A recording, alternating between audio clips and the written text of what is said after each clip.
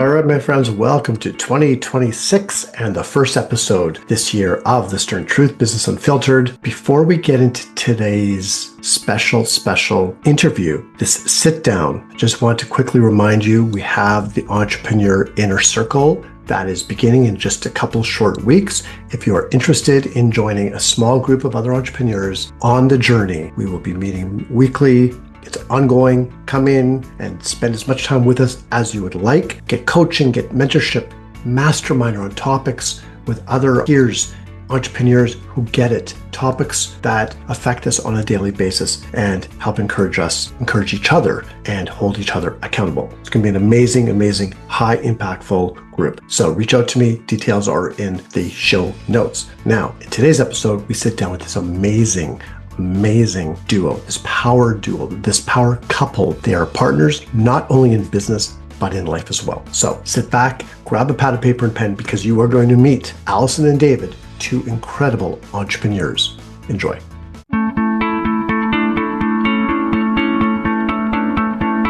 Hi, I'm Marshall Stern, and I've spent over 35 years leading and growing multiple small businesses. I know firsthand the struggles of entrepreneurship, feeling isolated, lonely, overwhelmed, and feeling like you have to do it all by yourself. I've been through multiple recessions, and I have felt the highs and the lows. I've been there, and I get it. This podcast is here to change that. Every week, I will bring you straight talking advice, real-world strategies, and honest conversations about what it takes to succeed in business without the fluff, the gimmicks, or the sugarcoating. If you're ready to stop spinning your wheels and start making real progress, then you are in the right place. This is The Stern Truth.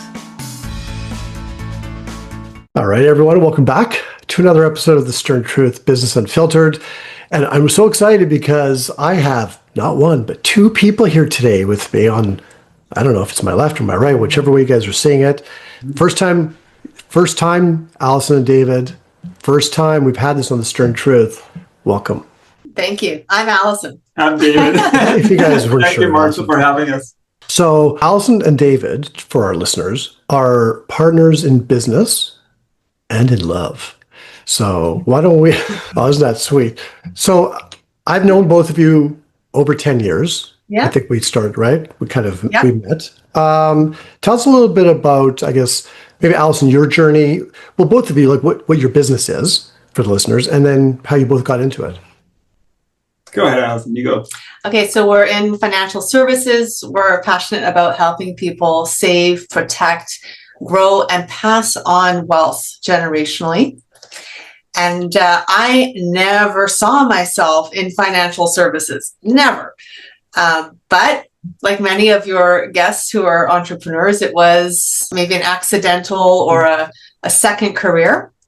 And it was actually David who nudged me to give this a try after we had our daughter, Hannah. So that was 14 years ago. My turn? Your turn. Yeah. I joined Alison 2 years ago. Always thought of myself as an entrepreneur, always been entrepreneurial. Grew up in a family business, working with my father up until the point we got married. Then I was 17 years as a real estate agent. But during that time, I was watching Alison grow her business for 14 years in the financial industry. And I saw what she was doing. I saw all the good she was doing. And I couldn't stay away. I really thought that if we worked together and we got into the same rowboat, we were always kind of going to the same direction. But when you're in the same boat together, I think it's a different feeling. And it's much easier to work together if you're both working in the same industry. I was referring all my clients to her as a realtor, but I wanted to make a bigger impact. I think the financial industry is life-changing. If you can help someone with their money, when you think about what money means, it's what you value, and I just think we can make a big impact together. So when Alison describes what we do, I think we're in a life-changing industry where we can really change lives. We really want to help our community. And we really want to make a big impact. And I think to do that, we're going to have to grow a big agency together. And I think with my help, we can do that. Yeah. I like that. So I was at, for our listeners, I was at Alison and David. Guys moved into a new, beautiful office space. I was at one of the networking functions that you hosted the other day or last week, going to another one coming up, and great community that was there. I know you're talking about building the business, more associates. What does the future look like for your company? You go first. Well, I see ourselves, you came to our office. We have an entire mezzanine floor that's just ripe to be taken over. I think we could hold 30 agents on this floor. I don't know what the maximum capacity is, what the load is. Okay. I think that the floor itself could hold at least 30 with lots of space to grow. I think when you work as a team, and you can inspire other people to take action. I think entrepreneurship is all about action. So if we can, and that's the biggest challenge, I think, of entrepreneurship also, is inspiring people to overcome their fears, to overcome that feeling of discomfort. If we can get 30 people, I honestly think we're going to need 100, quite frankly. We are going to need to license 100. I think we're going to end up with 10 of these, or hopefully 10 of these, a combination of the two of us, where we can get a little bit of that entrepreneurism, a little bit. Alison's very technical. She knows the products inside and out. She's very caring. She's very good with client work. I think if we can combine the two of us and instill that into 100 people, we'll end up with 10 leaders in this industry. Right. Yeah. I like that. So I love the vision. What would be, so Alison, how long have you been, you said 14 years? 14, just over 14 years. Yeah. What's it like working with this guy? Well, I brought it on myself. I came into the financial industry and I thought, great, I was an engineer before. I did an MBA. So I thought, okay, this should be pretty easy. It's going to be numbers, right? I love numbers. Mm-hmm. And then realized, of course, it's all about people. And I love people too. So that's what's kept it interesting. But it was a big learning curve for me. And I was not entrepreneurial when I started. Everything entrepreneurial I've observed and kind of caught from David. And I really think entrepreneurship is caught, not taught. Tell that story about when I first got licensed as a realtor. Tell that story. Okay. As an example, how non-entrepreneurial I was. The day David started real estate, we were newly married. I was off work with our daughter, and he got licensed as a realtor, and he was going off to his first day as a realtor. And he came out dressed, like a realtor, really sharp. And I said, "So, what are you gonna do?"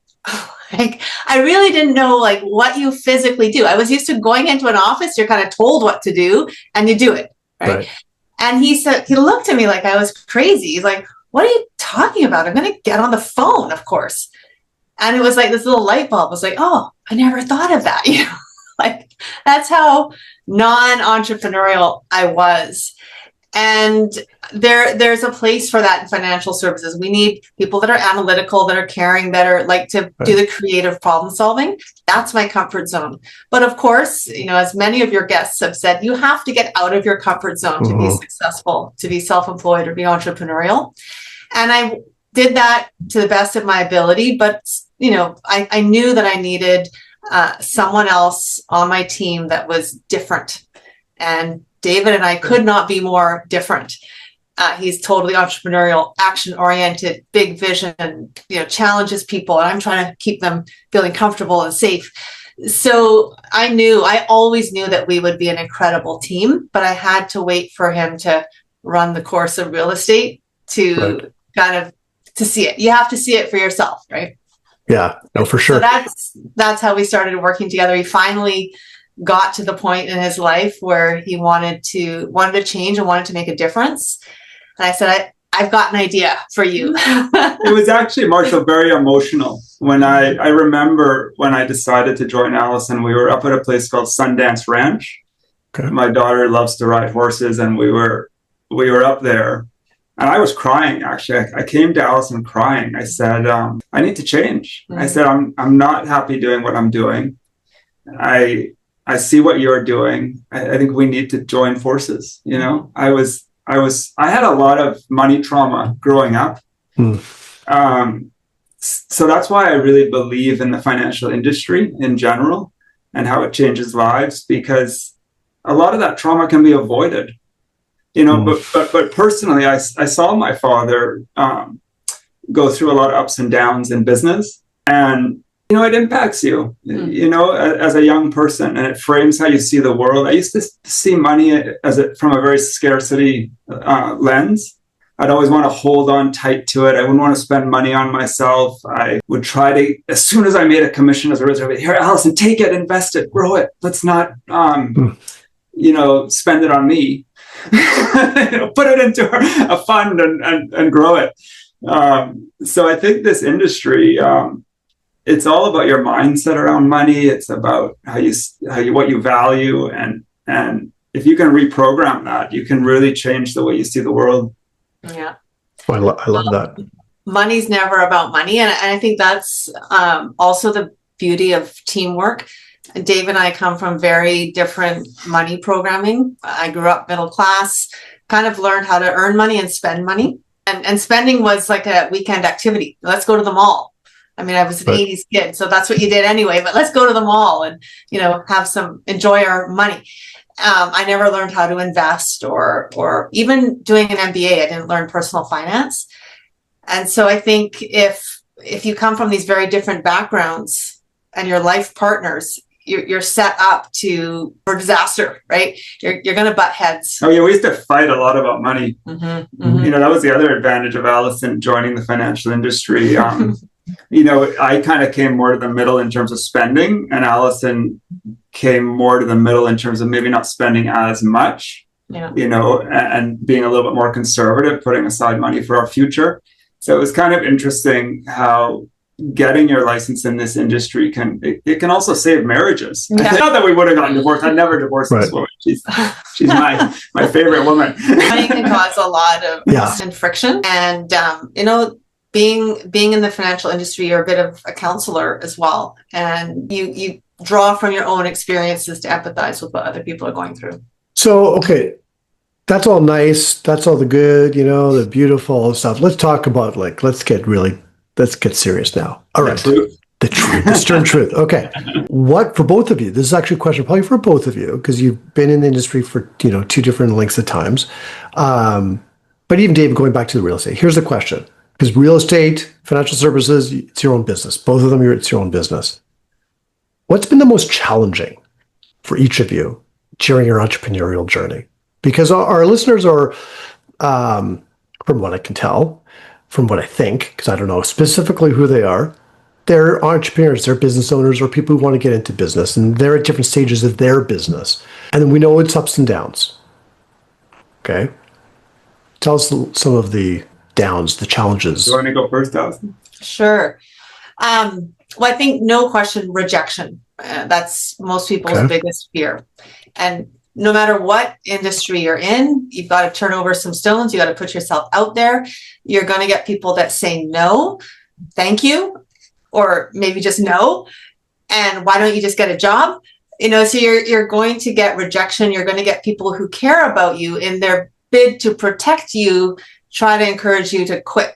So this can undermine your confidence. And I think that's one of the biggest challenges is you have to believe so strongly in what you're doing that no one can shake your belief and your confidence. And it definitely helps. It was critical for me having David when I went home and said, this happened, or is this weird? And, just someone to normalize it, and someone who gets it was incredible.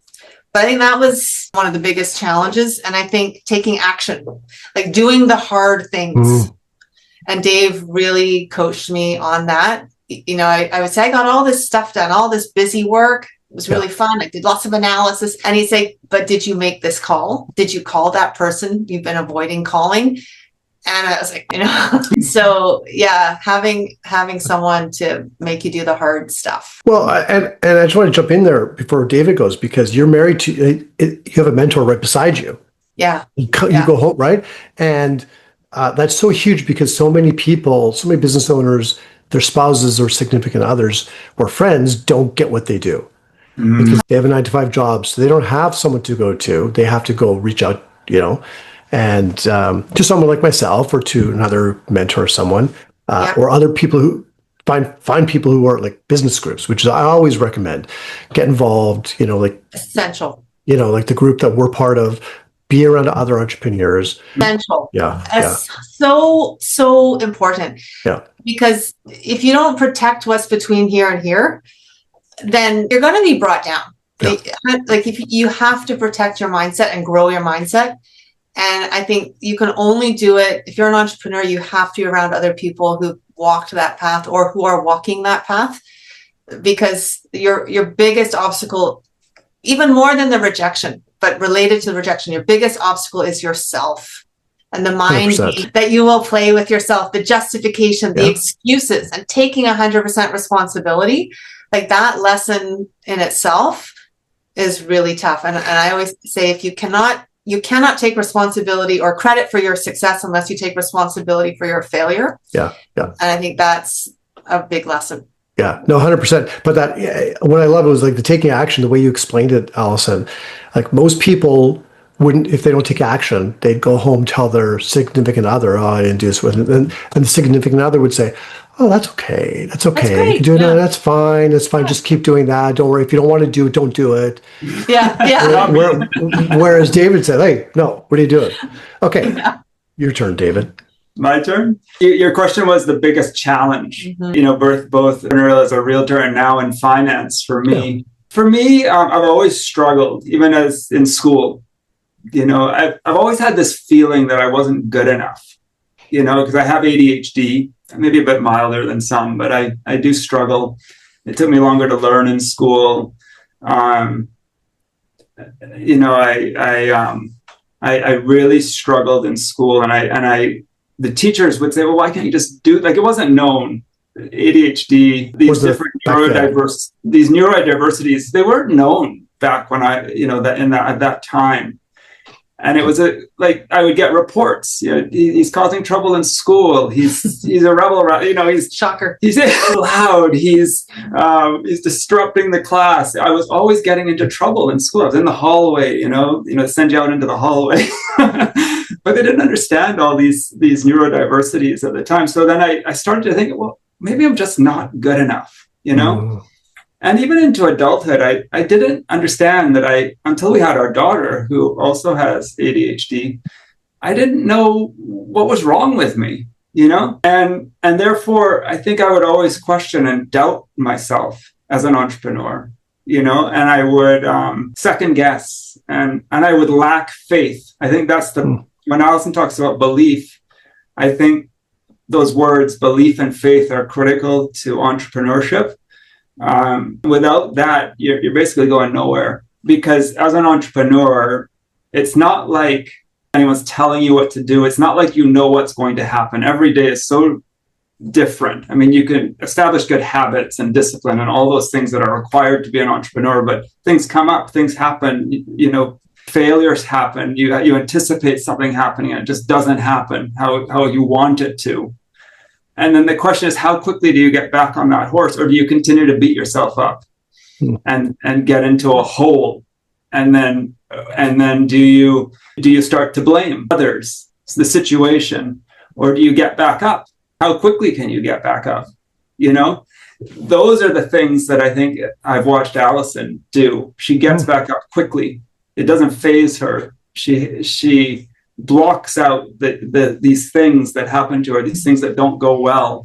For better or for worse. But I think you learn from it, and then you get back up. And I used to sit in this hole and say, well, why aren't I good enough? Why can I not do this? Why can that person do this? I can't do it, And now what I do every morning, I wake up, I thank God, I thank the Jewish community, I thank my wife, being married to this beautiful woman, smart. I'm so grateful, for everything I have.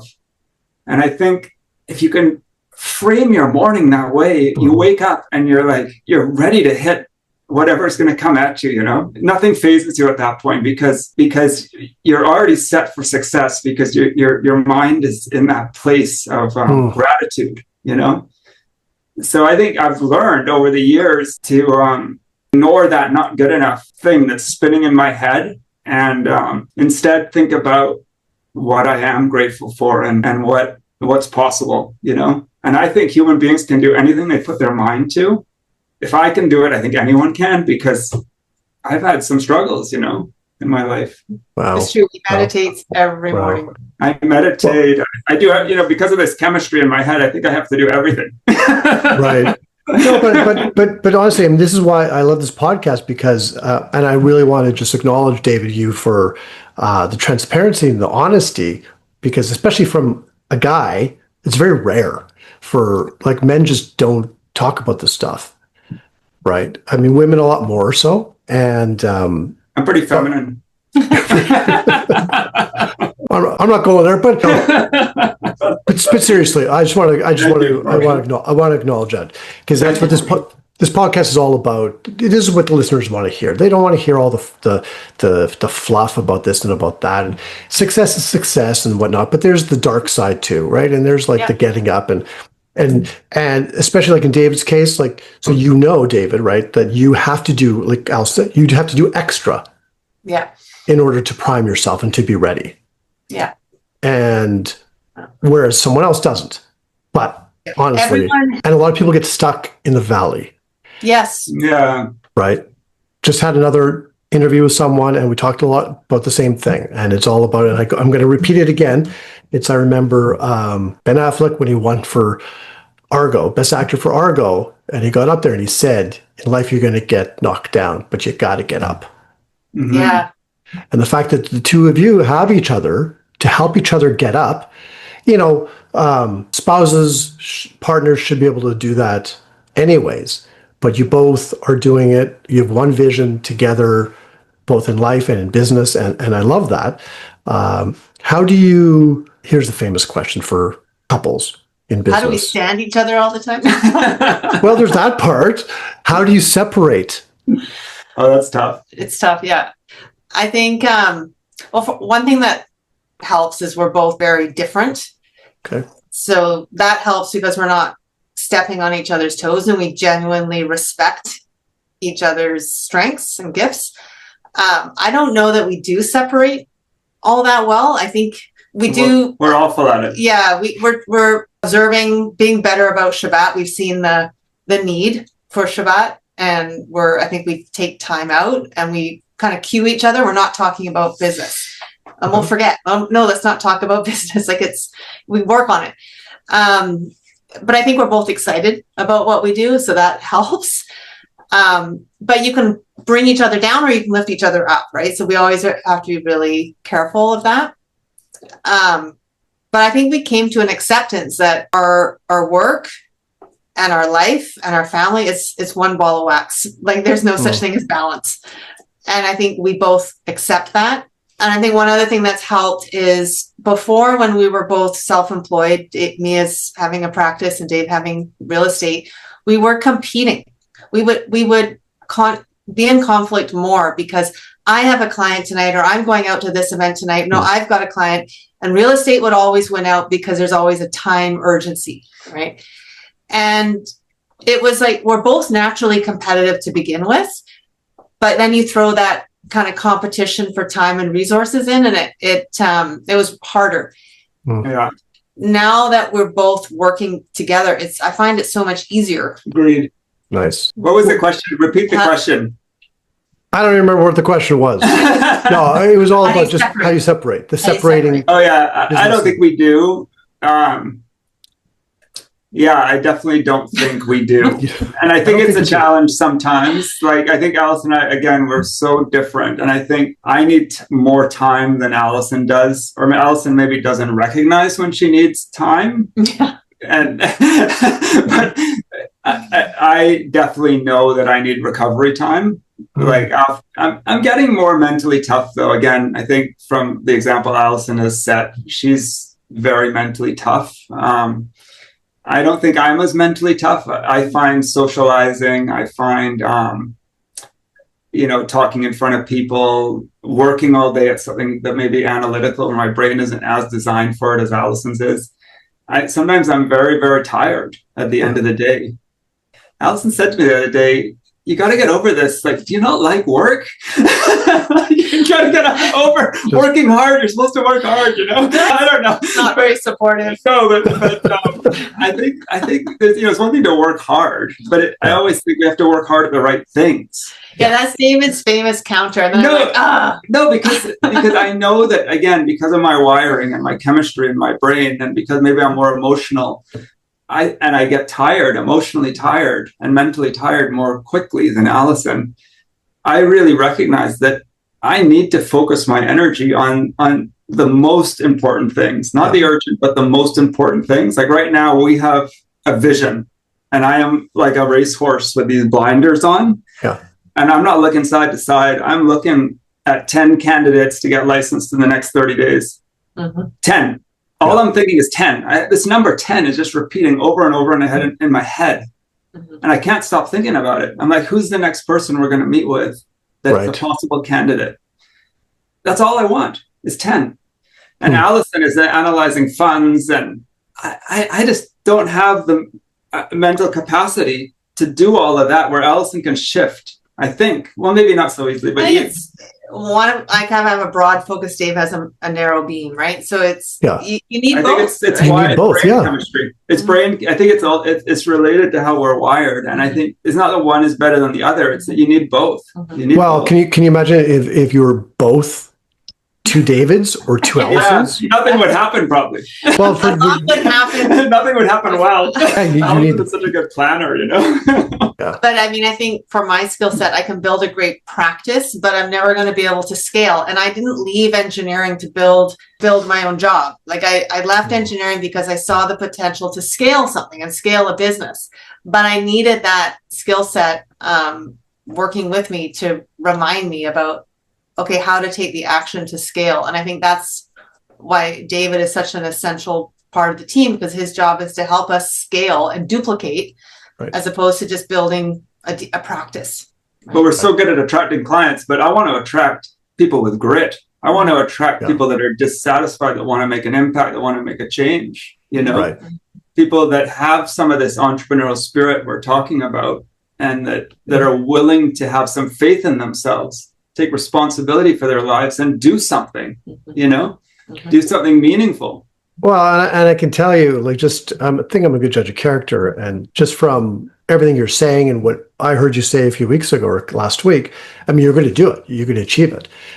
Whether you get the 10 in the next 30 days or those 10 come from all your actions that you've taken now and they actually start to trickle in January or February. Oh, Marshall, it's happening. It's happening. Okay. It's happening. Every day it's happening. It's happening. Okay. It's amazing. Okay, it's happening. When you put something out there into the universe, everyone talks this fairy tales. I don't know if it's hairy fairy. No, it works. Airy fairy, but I really believe if you put something out there, your thoughts are powerful. If you focus your energy on something, you attract it into your life. There's tons of stories about that. There is that law of attraction, and I believe that's true. And I think believing it is part of it. But every day I'm seeing signs of these 10 coming. I sat down with someone yesterday from Russia. We got someone quoted in our industry last week, Friday. We have another person sent me a message from the networking group you came to. I have someone that wants to look at your industry. It's happening. I think the other thing is two things that are important for entrepreneurs is one, you have to have faith in other people as well. Yeah. And you've taught me that. Really? Yeah. Oh, okay. But having faith in other people, and then the second part is giving up control. That's the part I have trouble with. Right? So both of those. And I can't remember what I was going to say, but yeah, I think that's been a huge lesson to success. Oh, having faith in people as well as your vision. Yeah. Well, no, I love that. And yeah, I mean, the thing is, having a vision is obviously great. And I'm not into these huge, big audacious goals. No. Right. Just a good vision, a strong vision. And I hear what you're saying, law of universe and all that, and putting it out there. And yes, you'll get the 10. But here's the one thing, and I want for everyone else to listen to this for a moment as well. I always say there's what I call outcome goals and process goals. Okay. Outcome goals, you don't have 100% control over. Correct. It's the vision. You don't have 100% control. So in this case, and I'm not saying, David, you're going to get it because you're more determined, like you're just like a dog with a bone. You're going to get it. But an outcome goal is the 10. Most people, and I know, David, you actually have the plan and you're working the plan and you're executing. A lot of people don't. They say, okay, I'm going to get those 10 associates or 10 high energy leaders, associates in the next 30 days. And then they'll do something here, they'll do a little bit there, they'll do it there, then they get tired and whatever. And it's like, then they'll stop and it's like, okay, I never achieved it. Yeah. The process goals is what you have full control over. And that's the direct outreach. That's building relationships. That's getting out there. That's pushing. That's what we're doing. That's what you're doing. Yeah. So Brian Scudamore, like the 1-800 Got Junk story, he had his 5-year painted picture. He had his vision. And he, I don't know if you know the story, but he had 30 locations. That was his book, I believe it was 30 locations. He had the one and he went 30 locations. He failed. He had his painted picture. He surrounded himself with people who bought into his vision, and they came up, people who were smarter than him. And I think he ended up with 29. That was a great failure, right? Yeah. 29 cities instead of 30. And now they're like whatever. So, but if he didn't have that painted picture, if he didn't have that vision, it wouldn't have happened. And if he didn't take the actions and build the team, it wouldn't have happened. Yeah. He wouldn't have failed by one location. So even if, all I'm saying is, even if David, even if you guys get 9, and the 10th, I know the 10th, you're going to get 10. You're not going to settle for anything less. But even if you get 9, but the 10th happens to come in January 2nd, and then the 11th and the 12th and the 13th, all because of what you're doing now. This is more for our listeners than you, because you're going to do it. It's planting the seeds now and going for it and being consistent. Marshall, you know what I'm going to say when we get the 10? The next month, we're looking for another 10 candidates in the next 30 days. We know that you need momentum in business, right? Yeah. And the reason we want 10 is because your colleague, if we can have a cohort of 10 candidates that we're training together, they're going to be a support system for one another, right? They're if they want to complain about Dave and Alison, they're not going to come to us. They're going to want to talk to one another. So they can be study buddies. They can be each other's shoulder to cry on, right? So that's, I think, really important. We're building that support network within the agency and getting that momentum. And to Dave's point, like, we know we probably have to go through 100 people to find the 10 rock stars, right? Because that's just the nature of entrepreneur, whether it's real estate, any business. Yeah. People need to try it on, see if it works, see if it fits, and not everyone's going to stick with it. Yeah. Well, I just want to say one thing, and this is like, because there's a gold nugget out of all this for our listeners. And I'm going to, before we close out, I want you guys to give yours. So my late father used to always say, if you go to like one seminar, there wasn't podcasts back in the 80s, but like cassette tapes or whatever. And if you can just take one gold nugget, it's been worth it. So I want each of you to give your gold nugget to entrepreneurs listening, business owners listening, our listeners in a second. But I want them to take something from this. And that's, if our listeners can listen to how the two of you are showing up and what the two of you are all about, and the passion and the energy the two of you have, and especially nothing like the vision that David's talking about, and it's like nothing, he will not settle for anything less. That ambition, if you want something that bad, if you want it bad enough, you have to do the work and go for it. Yeah. And the two of you are fortunate that you have each other to sort of push each other and probably at times calm each other and redirect each other. And for most of our listeners, they don't have that. So I highly recommend they get someone like that. It doesn't have to be a coach or a mentor. It could be a friend who's in business. It can be part of a business group or an accountability group. But it's so important, and the two of you are very fortunate. I'm fortunate to being able to have you guys on this podcast. But before we go, I would like to know, I'll go Alison first. Okay. Gold nugget you'd like to share with our listeners. I think for me, you have to be willing to give first. I think I just have this, we talked about faith. I just have this belief that if I give so much, I think this is very Jewish. You give up front, you give till it hurts, right? If you give your services, your time, your help, that the universe will just respond, and you will also get where you want to go by giving. And I think Dave and I, we talk about that a lot. And to the point where, when there's people that are just taking or selling, it's almost untenable. We really, I'm not saying we're great or anything, but I think we are great as an entrepreneur. I'm not trying to toot our own. I'm just saying, like, if you go out and you give, and there's a business plan and a solid backing, like you've got, the financials are there, but if you give first, you will get where you want to go by helping others get where they want to go. And I think that was the biggest lesson, because as an employee, you're paid for your time. As an entrepreneur, you're paid for your value. So you have to give that value, and the price is due upfront and in full. You got to give first. And then you have to have the faith to know that by doing that, it will come back to you. I love that.